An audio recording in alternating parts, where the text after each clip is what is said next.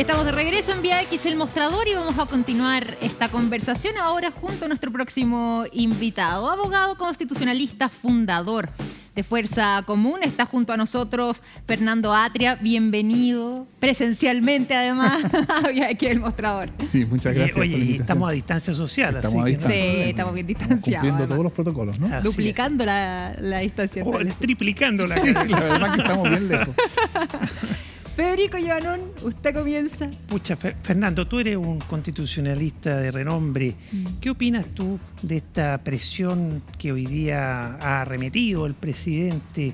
Que está un poco guardado, lo tenían ahí a ver si en camisa de fuerza, pero hoy día salió en un ambiente que le es cómodo porque era un encuentro de la SOFOFA, Además. Es decir, los empresarios fabriles. Se tira contra el Congreso diciendo que están cumpliendo la Constitución. Podemos ver un titular acá para que nos des tu opinión como constitucionalista, ¿ya? Exactamente, tenemos el titular del mostrador que dice lo siguiente: Piñera de nuevo dispara contra el Congreso.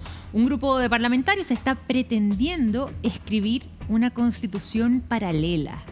Todo esto en relación con el 10% y la posibilidad o no de ir a recurrir o no. Al Tribunal Constitucional. Al Tribunal Constitucional y de las demás medidas que el Congreso aprieta al presidente, como la ley de presupuesto, por ejemplo. Sí, yo creo que el presidente, por supuesto, tiene todo el derecho, como cualquier persona, a quejarse de lo que quiera. Pero yo creo que esto es totalmente injustificado. Es decir, el Congreso está haciendo lo que el Congreso puede hacer. Y el presidente y el oficialismo tienen mecanismos. Digamos, esta no es una constitución que no tenga mecanismos para protegerse a sí misma, como lo sabemos en los últimos 30 años, ¿no? Los tienen exceso. Claro, Bueno, si tiene un problema esta constitución, no es precisamente que le falten mecanismos, ¿no? Claro. Entonces, yo creo que son afirmaciones totalmente, a mi juicio, injustificadas. El Parlamento está haciendo lo que el Parlamento puede hacer. Está ahora discutiendo una reforma constitucional que requiere un enorme quórum para ser aprobada, 3/5. Claro. Si tiene 3/5 será aprobada, si no tiene 3/5 no será aprobada. Si es aprobada, el presidente puede vetarla. Si la veta, el Congreso puede insistir, también con un quórum altísimo. Si el presidente veta y el Congreso insiste sobre su veto, bueno, el presidente puede llamar a plebiscito. Bueno. Pero son todos esos mecanismos normales de la política. Pero se ha hablado también de un presidente débil, de un gobierno débil. Por lo mismo, quizás el Congreso está tomando ese rol. Cuando hay un vacío de poder, alguien lo toma, de alguna manera. El Congreso ha adquirido ese protagonismo. Estoy un poco siguiendo la lógica de lo que vemos ahí. También de otras declaraciones que se suman a las de Sebastián Piñera. En este caso, de Bernardo Larraín Mate, que se refirió también a este tema. Tenemos esas declaraciones, los queremos revisar junto a ti para que también comentemos lo que estamos hablando recién. Presidente de la SOFOFA en el mismo encuentro de la SOFOFA. Entre los segundos, aquellos que están más bien colaborando a una polarización, que tienen visiones cortoplacistas, simplistas y a ratos populistas, se encuentra, como dije antes, algunos integrantes de nuestro Congreso Nacional. Me refiero específicamente a aquellos parlamentarios que siguen profundizando ese parlamentarismo de facto, que se autorrogaron sin mediar reforma constitucional alguna y que está causando, creemos, estragos en nuestro país, en su economía y en las oportunidades de desarrollo social de las chilenas y chilenos. Parlamentarismo de facto autorrogado, dice Bernardo. A mí me llama la atención la candidez de estas declaraciones, porque lo que muestran es algo que la verdad es que era perfectamente observable desde hace mucho tiempo, pero que nunca se explicitaba. Ahora se explicita, que es la Constitución no es el texto, porque el texto no ha sido infringido por ninguna acción del gobierno, del Congreso. Está bien, algunos congresistas han patrocinado en el pasado proyectos de ley que, según algunos, eran inconstitucionales, pero esos que se reclamaban que eran inconstitucionales nunca fueron al Tribunal Constitucional. El presidente nunca fue al Tribunal Constitucional, nunca vetó esos proyectos, o cuando los vetó, está bien. Y muchos fracasaban durante la tramitación. Eso es parte normal. O sea, en términos del texto constitucional, no hay ninguna razón para acusar inconstitucionalidad en lo que está pasando. Entonces, ¿por qué hay esta afirmación de que está infringiéndose la Constitución? O sea, cándidamente están reconociendo la Constitución no es el texto. Hay algo que está detrás o más allá del texto, que es la Constitución. ¿Y qué es la Constitución entonces? Este orden neutralizado que estaba bastante bajo el control de la SOFOFA, o lo que la SOFOFA representa, y que hasta hace algunos años funcionaba perfectamente y tenía a este país convertido en un oasis. Eso es lo que está siendo transformado, pero no con infracción del texto constitucional. Entonces, la verdad es que yo creo que estas son todas, esa idea de que lo que le gusta a la SOFOFA, lo que le conviene a la SOFOFA es la Constitución, porque claro, en ese sentido, esa Constitución está siendo transformada, pero eso no es el texto constitucional. Y todo esto, creo yo, es consecuencia del hecho, que a mi juicio es evidente, de que la Constitución está terminada. Es decir, yo creo que fue desahuciada por el pueblo el 18 de octubre del 2019 y arrolladoramente, por lo demás. No, estoy hablando del 18 de octubre del año pasado. Del 2019, y ese desahucio, digamos, por así decirlo, que recibió una suerte de certificación notarial el 25 de octubre de este año, en que el 80% dijo, ven que estaba desahuciada. Entonces, claro, ahora estamos con una Constitución que es tan poco aceptada que el presidente supo en el primer 10% que no podía ir al Tribunal Constitucional. Y entonces todos escuchamos al presidente reclamar que se trataba de un proyecto inconstitucional, por razones que yo creo que son absurdas, pero eso no importa. Ellos decían que era inconstitucional, el oficialismo en el Congreso decía, el colmo, este proyecto que es totalmente inconstitucional. Y bueno, ¿por qué no fueron al Tribunal Constitucional? Claro. Respuesta, creo yo, bastante clara para cualquier persona que observe lo que está pasando. Porque ellos se dieron cuenta de que oponerse a ese proyecto, invocando la Constitución y recurrir al Tribunal Constitucional, era un precio, y significaba para ellos mismos un precio que no estaban dispuestos a pagar. Ese es el cálculo que ellos hicieron. Pero ahora lo sacan en una segunda instancia. De hecho, lo dice, no de forma tan explícita, pero lo deja entrever Sebastián Piñera. Bueno, yo diría, veamos si lo hace o no. Claro. Porque yo supongo que el cálculo es el mismo que va a hacer, que hace el que hizo entonces, es el mismo cálculo ahora. No, sí, el mismo, oye, es como lo mismo, ¿no? Sí, es como una marmota. Lo que muestra es que yo creo que tenemos que explicitar esto. Lo que muestra esto es que la Constitución devino indefendible. O sea, si eso es, nadie está dispuesto, están dispuestos a decir cosas. Que esto es inconstitucional, con mucha creatividad. No, pero tú eres constitucionalista, Fernando. Entonces, está claro que esta es una constitución que está en sus últimos días, ¿cierto? Está en un proceso, además que ya está sin legitimidad, hay un proceso constituyente en curso. O sea, el 80% del pueblo chileno dijo que no quería esta constitución. Pero recordemos que tú eres constitucionalista, que de verdad está reclamando el gobierno, el presidente de la República en este caso, como inconstitucional. ¿Hay algo realmente constitucional? Bueno, yo no sé cuál es el argumento que van a hacer. Yo he escuchado dos argumentos. Y los dos argumentos son, a mi juicio, derechamente insostenibles. Uno es que esto sería un proyecto de ley disfrazado de reforma constitucional. Y si fuera proyecto de ley, requeriría de iniciativa exclusiva del presidente de la República. Y entonces no podría ser iniciado por moción parlamentaria. Pero el problema es que no es un proyecto de ley, es un proyecto de reforma constitucional. Es algo, creo yo, indiscutible que el Congreso podría, si quisiera, dictar una reforma constitucional eliminando la iniciativa exclusiva del presidente de la República. Eso, por cierto, podría hacerlo. Y para eso necesita 3/5 de los votos.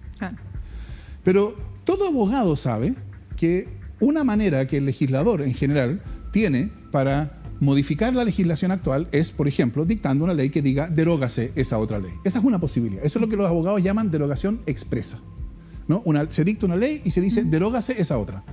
Pero hay otra manera que el legislador tiene, y esto lo han aprendido todos los abogados en las escuelas de derecho. Esto está en el Código Civil, que es simplemente dictando una ley que sea contraria a una ley anterior.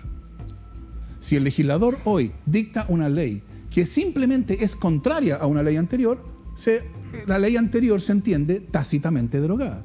Entonces, el Congreso podría derogar expresamente la iniciativa exclusiva, diciendo derógase, o podría simplemente, con una norma del mismo rango, o sea, una reforma constitucional aprobada por 3/5 de los votos de los senadores y diputados en ejercicio, podría actuar en contra o decidir en contra de una regla constitucional anterior. Y esa regla constitucional anterior, con esta misma lógica, se entiende tácitamente derogada. Pero esto es una trivialidad jurídicamente. ¿Y por qué se habla de 2/3? Que eso blinda la derogación. tácita o la modificación. Esto es bien curioso porque... ¿Por qué esos dos guarismos? Porque yo notaría primero 3/5, que ese argumento es contradictorio con el anterior. Porque ese argumento lo que dice, esto en realidad es materia de ley. ¿No? Y si fuera materia de ley, sería una ley de quórum calificado para la cual basta la mayoría de los senadores y diputados en ejercicio. Pero el argumento es, si es reforma constitucional, no basta que sea el quórum ordinario de reforma constitucional de 3/5, sino tiene que ser el quórum agravado de reforma constitucional de 2/3, que se aplica al capítulo de los derechos constitucionales. Y el argumento que yo he escuchado, no sé si es el que van a usar ahora, es un argumento que yo lo escuché a Jorge Correa, que a mí también, a mi juicio, es también manifiestamente incorrecto. Jorge Correa decía, esto modifica el artículo 19, en que consagra el derecho a la seguridad social, porque destina el ahorro previsional a fines no previsionales, ¿no? Que en este caso sería que enfrentar la crisis social que ha sido producida por el coronavirus, etc. Pero eso tampoco tiene sentido, porque en ninguna parte el artículo 19 dice que las cotizaciones solo podrán tener fines previsionales. Y desde siempre la ley, el decreto ley 3500, ha autorizado a las personas a retirar lo que se llama el excedente de libre disposición. Es decir, si las personas tienen un ahorro previsional que les permite financiarse una pensión de cierto nivel, sí, la ley los autoriza a retirar el resto, una vez que se jubilan, a retirar el resto de su ahorro para gastarlo como quieran. Entonces, esa ley puede autorizar el destino de esos fondos previsionales para fines no previsionales. Y eso, bastó para eso una ley, en realidad un decreto ley. Pero eso tiene jerarquía de ley. Y ahora resulta que si una reforma constitucional quiere autorizar un uso no previsional de esas cotizaciones, eso tiene que ser una reforma del capítulo 3 del artículo 19 de los derechos constitucionales. Eso también es absurdo. De nuevo, aquí lo que se está mostrando es que el sistema de AFP, el sistema de capitalización individual, es más constitucional que la propia Constitución. Porque lo que realmente están diciendo es, esta reforma afecta al sistema de capitalización individual. Y como afecta al sistema de capitalización individual, tiene que ser inconstitucional de una u otra manera. Porque el sistema de capitalización individual es, en los hechos, más constitucional que la propia Constitución. Eso es lo que está detrás de esta pregunta. Lo que te pone sobre la mesa, siguiendo la lógica de esta conversación, es que ese va a ser uno de los pilares a conversar durante el proceso de la nueva Constitución, ¿no? De llegar a una nueva Constitución, de acordar una nueva Constitución. Todo indica que ahí va a estar una piedra angular, ¿no? Bueno, por cierto, yo creo que el tema en general de derechos sociales, salud, educación, seguridad social, vivienda probablemente, van a ser temas importantes. Y dentro de esos, por cierto, pensiones, va a ser un tema central. Claro, pero ahora, aquí, como bien dices tú, pareciera que aquí sí hay una especie de nudo gordiano que va a haber que resolver, porque en educación ya se ha trabajado más, algunas gente ha quedado más contenta, menos contenta, pero hay un modelo mixto que está acordado durante muchos años, que se ha venido trabajando, ¿no? Salud, claro, también hay un nudo gordiano porque la Corte falla y no se modifica la ley, algo pasa, ¿no? Salud es un caso vergonzoso, que a mí me sorprende que no se mencione más. Mira. Las ISAPRES llevan siendo condenadas en tribunales más de una década, en realidad más que son como 13 años, más de una década, en más de 1 millón de juicios. Es decir, más de 1 millón de sentencias judiciales que declaran que la manera en que las ISAPRES alzan sus planes es contraria a los derechos fundamentales protegidos por la Constitución de todos los chilenos. Más de una década, más de 1 millón de juicios. Y en esa década, ¿qué ha pasado? ¿Qué decisión ha tomado el legislador para poner fin a esta masiva violación de derechos constitucionales? Porque, por supuesto, las ISAPRES siguen haciéndolo. De hecho, las ISAPRES tienen la desvergonzura de quejarse del negocio de los abogados. Claro. Pero no son los abogados los que violan derechos constitucionales. Claro. Pues, o sea, a los abogados, nadie ha dicho que, ningún tribunal ha dicho que esos abogados están violando derechos constitucionales. Los que están violando derechos constitucionales, según los tribunales, no según lo que opina el profesor Ate o cualquier otra persona, según los tribunales. Por eso ahí tenemos otro nudo gordiano que claramente va a haber que conversar en el proceso constituyente, ¿no? Entonces tenemos ISAPRE o la salud en general, ¿cierto?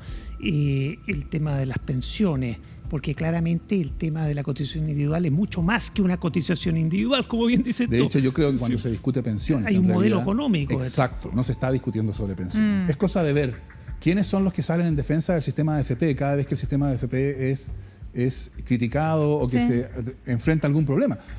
Porque uno pensaría, el sistema de pensiones es un sistema que cede en beneficio de los trabajadores. Uno pensaría cándidamente eso, ¿no?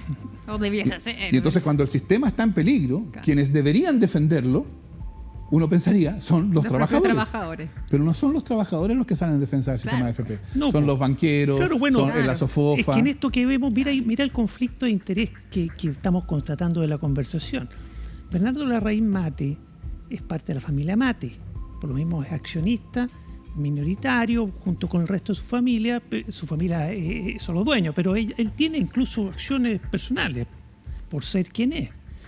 Y fíjate que el primer o segundo grupo económico que más recursos recibe desde las AFP por inversiones, por capitalización, porque suscriben los bonos que emiten por distintas vías, es el grupo Mate. Entonces, Bernardo Larraín Mate, en esta lógica, no debiera estar, salvo que explicite sus intereses. Debiera decir, a mí me interesa que no se modifique este sistema porque si se retira plata de la capitalización individual, van a haber menos recursos disponibles para que las AFP vayan con dinero a apoyar las labores de mi grupo familiar. Exacto. ¿O no? Debiera explicitarlo. Más lejos. Fíjate tú, uno mira para atrás y no estoy seguro de las fechas, pero alrededor de 1997 se eliminó la distinción entre hijos legítimos y ilegítimos. Y después, inclusive, diría, pasado ya el 2000. No, yo creo que ley de divorcio. Sí, tú estás confundiendo con el divorcio. Pero ese es el segundo ejemplo que voy a poner. Porque uno mira para atrás y le dice a los jóvenes de hoy, ustedes sabían que hace 20 años o hace 25 años la ley discriminaba entre hijos legítimos e ilegítimos. Los llamaba así. Sí. Y les daba menos derechos a los ilegítimos por el solo hecho de que sus padres no habían sido concebidos en matrimonio. Eso resulta increíble. ¿Quién defendía eso? Ustedes saben que hace menos de 20 años en Chile no había divorcio vincular. Yo estoy seguro que cuando logremos deshacernos del sistema de AFP, vamos a volver la vista atrás y vamos a decir cómo fue posible que ese sistema sobreviviera por 30 años o 40 años. ¿no? 40 años. Ahora, lo más probable, Fernando Atria, lo más probable es que en el proceso constituyente se llegue a acuerdo y seguramente no va a haber una derogación y fin del sistema AFP, sino que seguramente va a terminar en un proceso mixto. Lo digo para que los que estén muy entusiasmados con el fin de la AFP no se frustren demasiado. Lo más probable es que se llegue a soluciones de consenso, ¿no? Sí, yo creo que y quizás las AFP pueden ser muy eficientes para administrarle los recursos a los con más plata, a las mejores rentas, sin laguna, porque si tú tienes un buen sueldo, sin laguna previsional, vas a poder tener una muy buena cotización, seguramente pensión, una buena pensión. Pero si tienes laguna o no tienes buen sueldo, vas a tener una pensión de hambre. Entonces, quizás, en un sistema mixto, no digo que vaya a ser así, lo estoy diciendo para que no nos entusiasmemos en la conversación y pensemos que la AFP, en el proceso constituyente tiene los días contados. No es tan claro. De que va a mejorar el sistema, seguramente va a mejorar el sistema, pero no necesariamente con el fin de la AFP. O sea, yo creo que el sistema, probablemente, un sistema de pensiones pensado para los trabajadores hoy, va a tener probablemente una dimensión de ahorro y una dimensión de solidaria. Eso, güey. En ese sentido, el sistema va a tener que tener mixto. Va a tener que ser un sistema mixto en cuanto a su pilar contributivo obligatorio. Por supuesto, también tendrá, supongo, un pilar de ahorro voluntario, etcétera. Que ese ahorro voluntario sea administrado por empresas privadas con fines de lucro, ese es un problema que yo creo que es secundario. Las AFP, como empresas que administran el ahorro obligatorio, que consiste hoy día en todo el pilar contributivo del sistema de pensiones. Yo esperaría que en ese sentido desaparecieran las AFP. En ese sentido no quiere decir que desaparezca toda forma de ahorro, ¿no? Porque es cosa de cambiar el sujeto de administración, quien administra esos ahorros. O puede ser voluntario también, que el trabajador por eso, y el ahorro voluntario, por cierto. No solo el ahorro voluntario, pero pudiera ser que el trabajador voluntariamente diga sí, porque puede ser un trabajador con buen sueldo y sin laguna previsional y le puede convenir la AFP, diga sí, mire, yo quiero que siga la AFP. Pudiera ser también. Pero tiene que tener un ahorro muy grande. Bueno, esa es otra cosa, porque yo creo que la transición va a tener que respetar los derechos adquiridos en el proceso, ¿no? De hecho, los países que han salido del sistema de de un sistema de capitalización individual, porque en los últimos 40 años varios países siguieron el camino de Chile y la mayoría de esos se han devuelto. Y la manera de devolverlo no es crear un sistema paralelo, un sistema nuevo, y ofrecer la posibilidad de elegir. Es probable que por ahí vaya la cosa. Tú, Federico, hablabas antes también de la familia Mate. Hay una gráfica que queremos revisar, son datos, información además de la Fundación Sol, que dice lo siguiente, ahí tenemos el detalle. Grandes grupos económicos y fondos de pensiones que administran las AFP. El grupo Mate recibe inversiones por, y acá está la cifra impresionante, 4.996 millones de dólares de los fondos de pensiones de los trabajadores y trabajadoras a través de 10 empresas donde destacan Banco Vice, Entel, Colbún, CMPC, bueno, básicamente ahí hay parte de estas 10 empresas, pero quiero quedarme ahí en la cifra, 4.996 millones de dólares. No, una enormidad de dinero. Redondeemos en 5.000 millones de dólares. Sí, 5.000 millones, pero impresionante. Que claro, O sea, ¿qué más da? Unos cuantos 4 millones de dólares para llegar a... unos cuantos millones de Sí, dólares. pero Entonces, yo creo que es un poquito claro, impresentable, por decirlo. Hay un conflicto de interés. Por eso. Entonces, si estamos hablando de 5.000 millones de dólares, no estamos hablando de 5 Bueno, millones de eso yo pesos. creo que es una digamos. Por eso cuestión lo que bien tú interesante. dijiste, ¿quién defiende el sistema? Claro, son los que están aprovechando La parte interesada en el sistema, las claro. bondades del sistema. Porque el Los sistema que ¿para no. qué es bueno? Claro. Bueno, ahí está. Para eso es bueno. Para dar pensiones no es bueno. Y hay otra cosa, otra cosa que tampoco causa mayor discusión.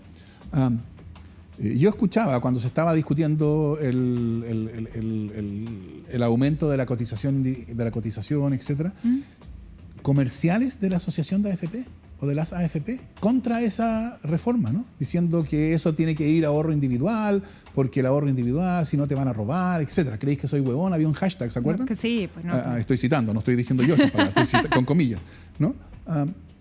Yo creo que además la posibilidad que tenemos de tener una discusión sobre pensiones, que sea una discusión razonable sobre pensiones, a mí también me llama la atención la falta de interés aparente de los medios, etcétera, para que nosotros, los ciudadanos, sepamos por qué los términos del acuerdo son como fueron. Y para mencionar uno que no es el más discutible, pero es que el más notoriamente extraño. ¿Por qué plebiscito de entrada con voto voluntario y plebiscito de salida con voto obligatorio?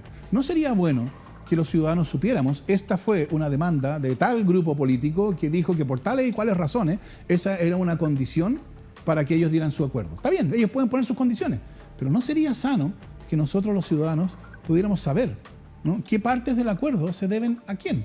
Y no solo por las especulaciones que uno hace, uno especula, lo dijo, algo decía Pablo Longueira, que Juan Antonio Coloma le había dicho que logramos el tercio del bloqueo, y entonces claro, uno especula que los 2 tercios fue una exigencia de la derecha, pero ¿no sería sano que quienes adoptaron posiciones en esa negociación, entonces... Transparente. Exacto, que tú estás de tocando modo un tal- tema, muy importante y que lo tocamos en el otro bloque, además la transparencia, la Sí. necesidad de Sí. la transparencia para salud de la democracia, evitar corrupción, porque hay muchos intereses detrás de esto, ¿no? Pero la transparencia, diría yo, aunque claro, en sentido moral, es un deber de quienes participan en las negociaciones, pero por otro lado, eso no necesariamente, quienes participan en la negociación no necesariamente van a estar dispuestos a hacer todo lo transparente.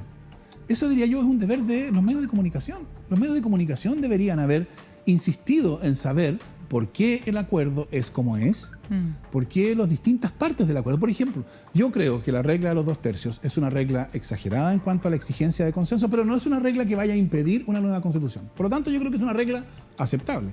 Pero claro, existe un riesgo, porque es una regla muy exigente, existe un riesgo que no existiría si fuera más baja, de que eso tranque a la convención, ¿no? O sea, ese riesgo yo creo que no va a ocurrir, pero existe. No, además Entonces, que los procesos tienen sus por dinámicas eso, propias. está bien. No quiero decir la regla de los 2 tercios es lo peor. No. Es una regla que yo creo que es aceptable, pero es una regla que tiene una exigencia alta y entonces hay un riesgo de que eso tranque el proceso. ¿No sería bueno que los ciudadanos, si eso llegara a pasar, supiéramos a quién pasarle la cuenta? Bueno, claro que sí, de todas maneras nosotros tenemos que ir finalizando esta conversación, Fernando. Se nos quedaron hartos temas y también en el tintero, estaba muy interesante. Queremos agradecerte por ser parte esta noche de esta conversación aquí en VX El Mostrador. Permítanme simplemente decirle a los que nos ven que efectivamente yo, como tú lo dijiste, yo soy parte de un movimiento que se llama Fuerza Común. Sí.